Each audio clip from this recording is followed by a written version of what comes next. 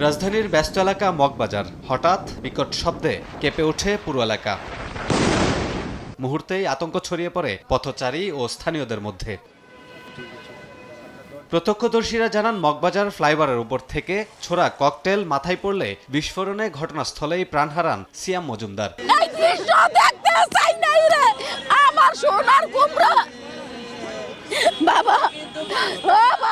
নিহত সিয়াম স্থানীয় একটি প্রতিষ্ঠানে মোটর পার্টস শ্রমিক হিসেবে কাজ করতেন। প্রতিদিনের মতো কাজ শেষে চা পান করতে বের হয়েছিলেন বলে জানান প্রত্যক্ষদর্শীরা। বোমা সদৃশ্য বস্তু না হলে এত শব্দ হওয়ার কোনো প্রশ্নই ওঠে না। কে বা কারা মারছে, এটা কিন্তু খুবই খারাপ জিনিস। তার মাথাটা একবারে চৌচির হয়ে আছে, তোর ছেলেটা একবার ডেড স্পট হয়ে গেছে এখানে। আমরা তো ওইখান থেকে আস্তে আস্তে এখানে প্রচুর ভিড় হয়ে গেছে।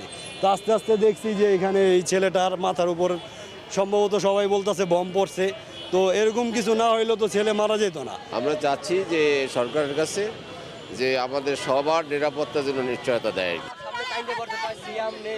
ছেলের এমন মৃত্যুতে বারবার মূর্ছা যাচ্ছিলেন সিয়াম মজুমদারের বাবা মা। কান্নাজড়িত কণ্ঠে ছেলে হত্যার বিচার চাইলেন রিকশা চালক বাবা। দোকান থেকে বের হইছে, 4 কাপ দিতে মনে হয় ফিলামে তো বোম মারছে, সেই বোমটা আমার ছেলের উপরে পড়িছে।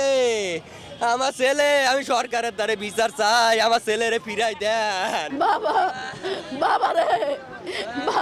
পুলিশ বলছে, বিস্ফোরণের কারণ ও জড়িতদের শনাক্তে তদন্ত চলছে। ঘটনাস্থল থেকে প্রয়োজনীয় আলামত সংগ্রহ করেছে সিআইডি ও পুলিশের bomb disposal unit. CID team এসেছে এখানে। সিআইডি টিম আসার পরে এরা ক্রাইম সিনটা তাদের হেফাজতে নিয়েছে এবং আমাদের সিটিটিসি থেকে যে এই ধরনের এক্সপার্ট যারা তারা এসেছেন, বম ডিসপোজাল ইউনিট এসেছেন, এটা পরীক্ষা নিরীক্ষার মাধ্যমে আমরা নিশ্চিত হতে পারবো যে কি ধরনের বিস্ফোরক ছিল।